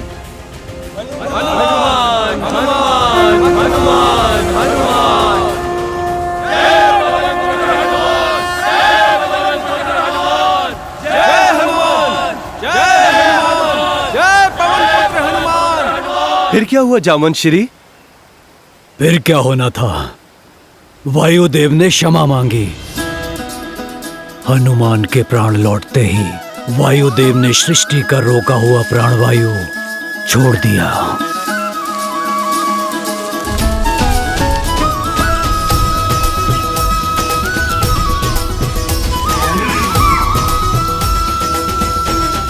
प्रणाम ब्रह्मदेव। हनुमान। महादेव, आप यहाँ हैं? प्रणाम। प्रणाम। क्या हुआ था? वो मेरा चमकदार फल कहाँ गया? आपके दर्शन पाए, पर मुझे वो फल चाहिए। फल की चिंता है तुम्हें हनुमान, परंतु यहाँ उस फल के अतिरिक्त और भी बहुत कुछ घटा है हनुमान। और अब प्रसन्न हो जाओ, क्योंकि तुम्हें बहुत कुछ मिलने वाला भी है। केवल हमारे दर्शन ही नहीं, हम सबका आशीर्वाद और वरदान भी। सभी देवताओं ने हनुमान को वरदान दिए।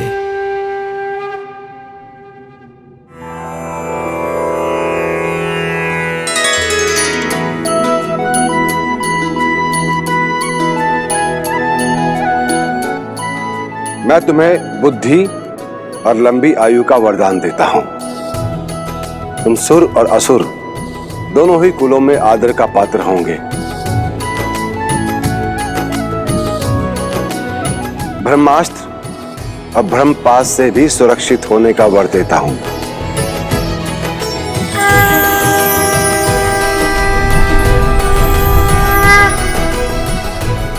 और मैं तुम्हें बल और निर्भीकता के साथ साथ प्रेम और स्नेह का आशीर्वाद भी देता हूं। तुम्हारे शौर्य की गाथाएं ये संसार युगों युगों तक गाएगा। महादेव से प्राण मिला और देवों से वरदान, चिरंजीवी प्रभु आप हुए, नाम मिला हनुमान। हनुमान हनुमान हनुमान हनुमान, हे दुख भंजन जय हनुमान, संकट मोचन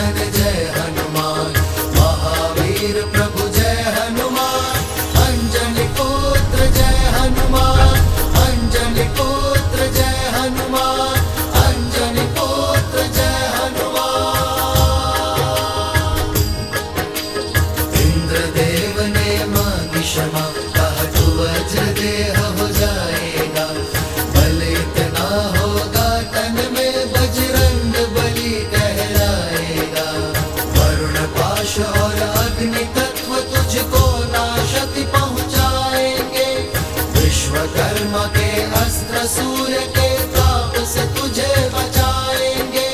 दिया कुबेर ने अजय युद्ध में रहने का वरदान। दिया कुबेर ने अजय युद्ध में रहने का वरदान। हनुमान हनुमान हनुमान हनुमान महावीर प्रभु हनुमान। महावीर प्रभु हनुमान। महावीर प्रभु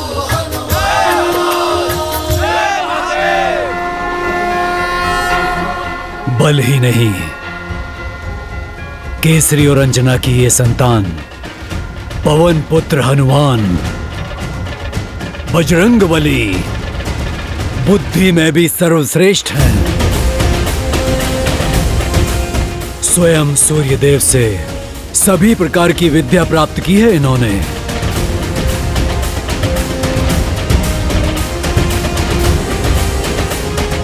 क्या जिन सूर्यदेव को आम समझ के मैं निगलने लगा था,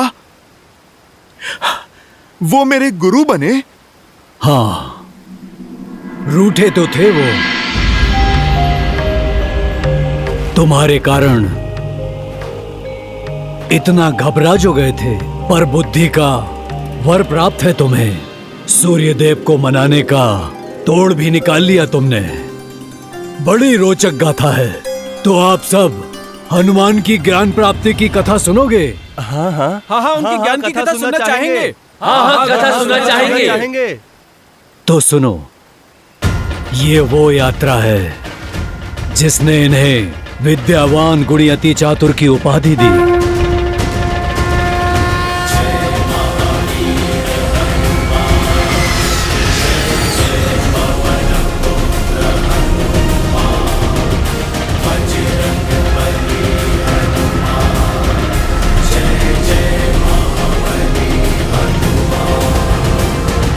लाल देह लाली लसे हरधरि लाल लगूर। वज्र देह दानव दलन जय जय जय कपीसूर।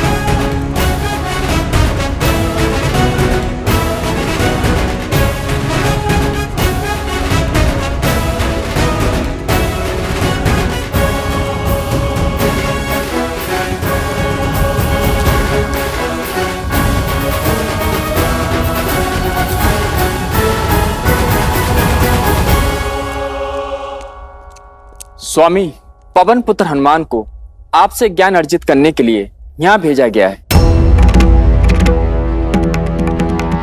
हमारे प्रतिदिन के संसार भ्रमण का समय हो गया है अरुणा। रथ सज करो। जी प्रभु।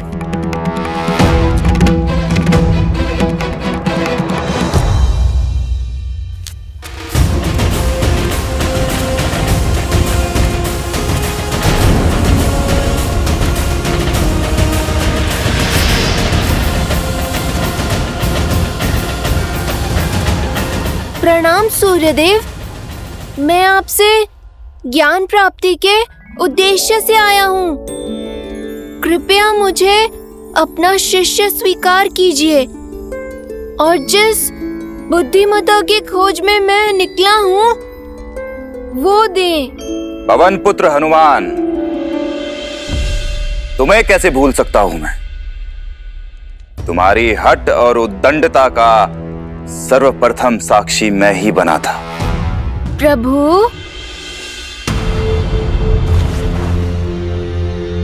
देखो हनुमान, मेरा कर्तव्य है इस ब्रह्मांड का भ्रमण करके प्रकाश फैलाना। मेरी गति कभी रुक नहीं सकती, इसीलिए मेरे पास किसी को भी शिक्षा देने का समय ही नहीं है।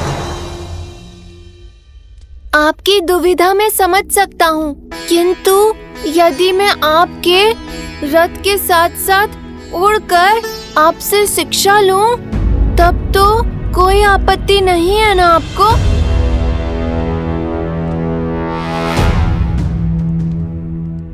इतना सरल नहीं होगा तुम्हारे लिए ये हनुमान।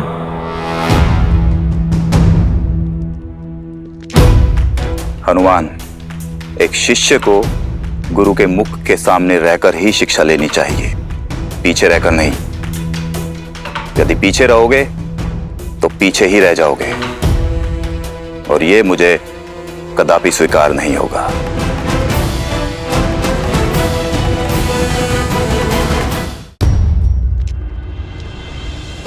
प्रतीत होता है सूर्यदेव बहुत रुष्ट है मुझसे। मुझे इन्हें मनाना होगा। इस अवसर को हाथ से नहीं जाने दे सकता मैं।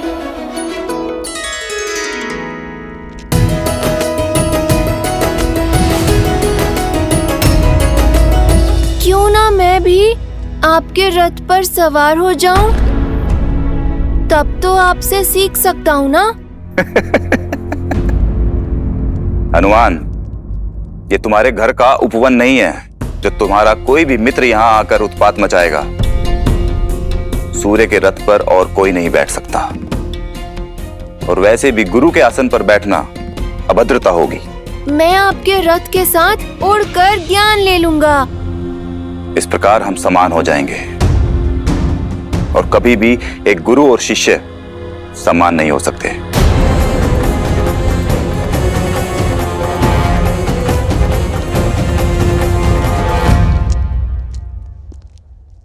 सूर्यदेव मेरे प्रण की परीक्षा ले रहे हैं। हनुमान का निश्चय दृढ़ है, मार्ग तो खोजना ही होगा।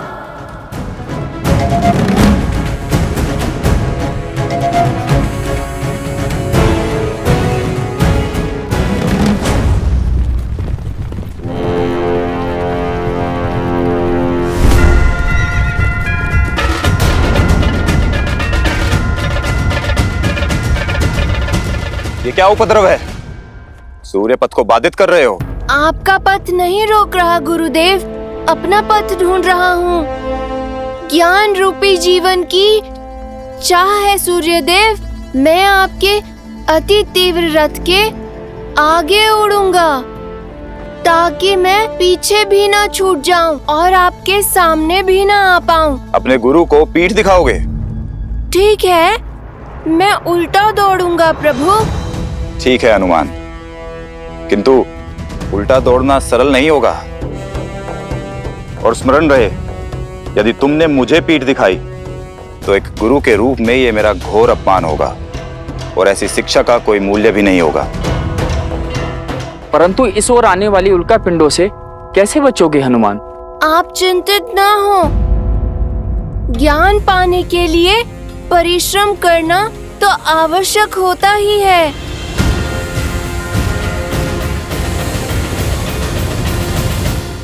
मार्ग से हटो हनुमान, अन्यथा कुचल जाओगे। मैं ज्ञान प्राप्ति के मार्ग से नहीं हटूंगा। अपने गुरु के समक्ष सम्मान और विनम्रता के साथ खड़ा रहूंगा, फिर चाहे संकट प्राणों पर ही क्यों न हो।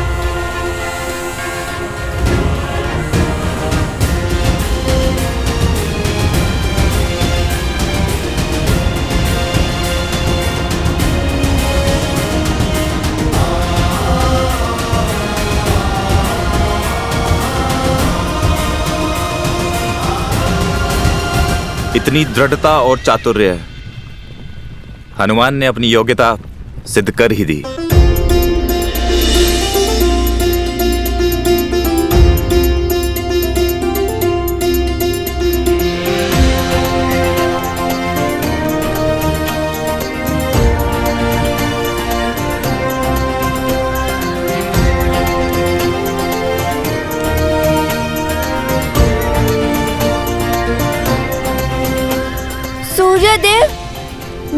आपसे ज्ञान अर्जित करने आया हूँ।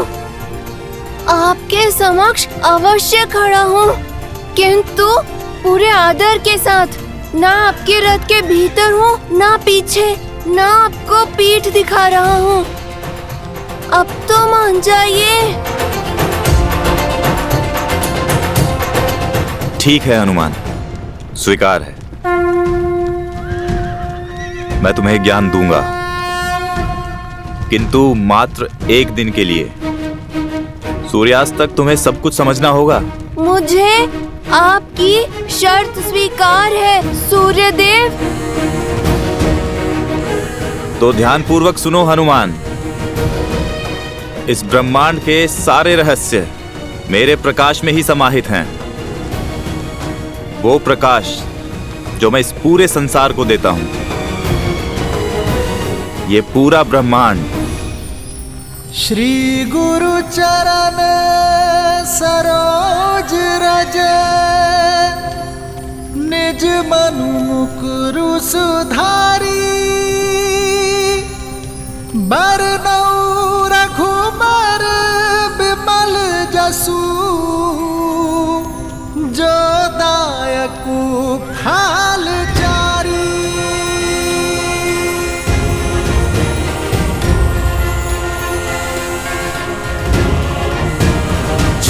महावीर हनुमान, जय जय पवन पुत्र हनुमान। बजरंग बली हनुमान, जय जय महाबली हनुमान।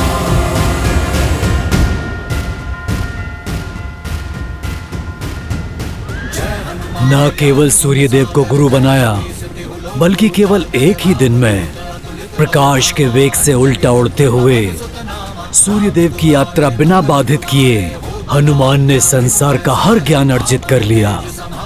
वेद, स्मृतियां, सब कुछ सीख लिया।